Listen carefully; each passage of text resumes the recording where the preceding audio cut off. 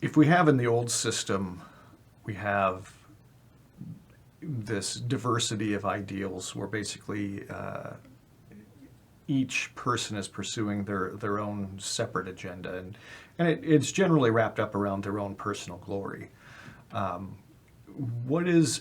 do we frame the new ideal? What is the new ideal? Well, obviously, in a sense that he's the ideal, and the worship of God is the ideal, and having all that in common, we're all working towards the center instead of away from it, so to speak. So is this just a situation where Jesus is the strongest? It's survival of the fittest, and everybody's pursuing their own glory.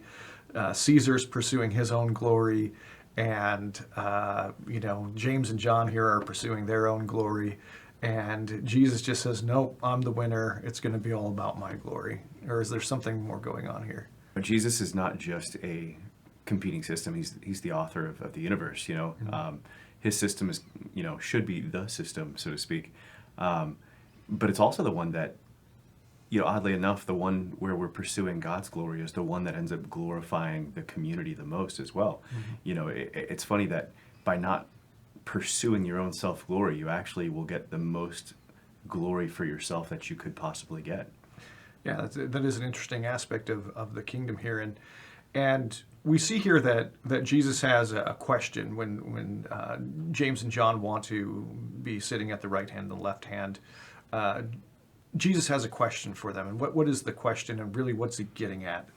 Because it's a little bit opaque to, I think, a modern reader. Right. He says, "Can you drink the cup that I drink from and be baptized with the baptism that I can?" And they say they can. And he says, "Absolutely you can, and you will."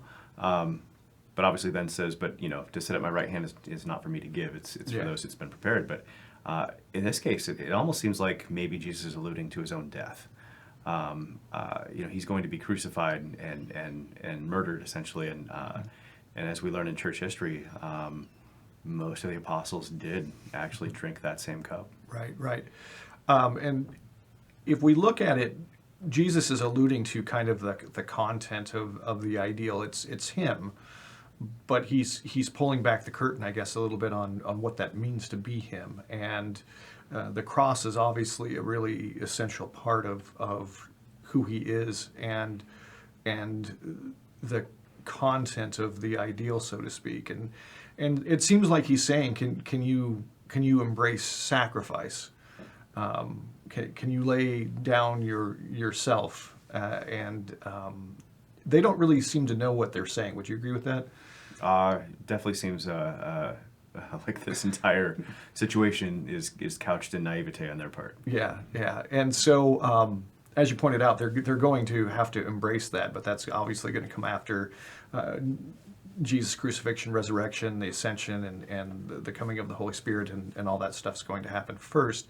But what this shows is that the content of the ideal here is love and sacrifice. Now, what does that do for the community? If love and sacrifice is the new ideal, so we can say that if the old ideal was personal glory, the new ideal is love and sacrifice. What's the difference? What effect does that have on the community?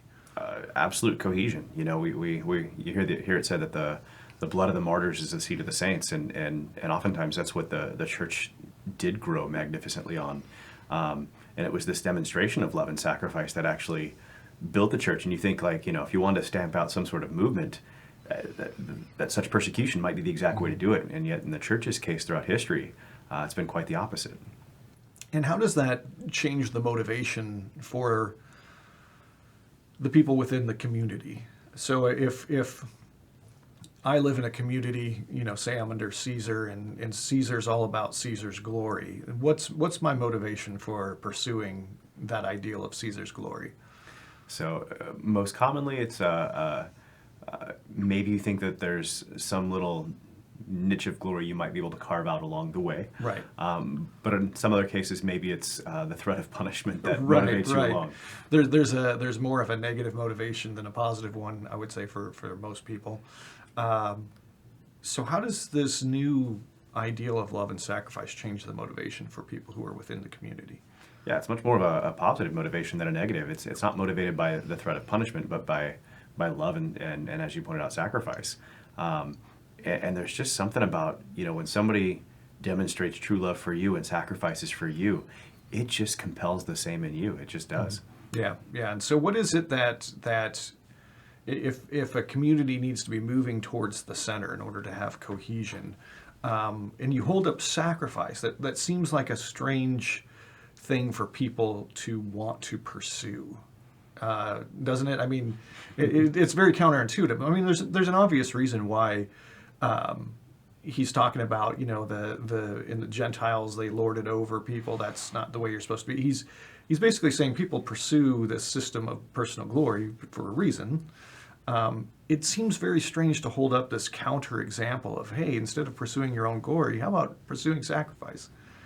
What's in it for the people who are being motivated by that? At the heart of this entire lesson is community. And Jesus talks about having a family, even if you don't have a family, and things of this sort, because you get a whole family of brothers and sisters when you become a Christian, and you have that common center. I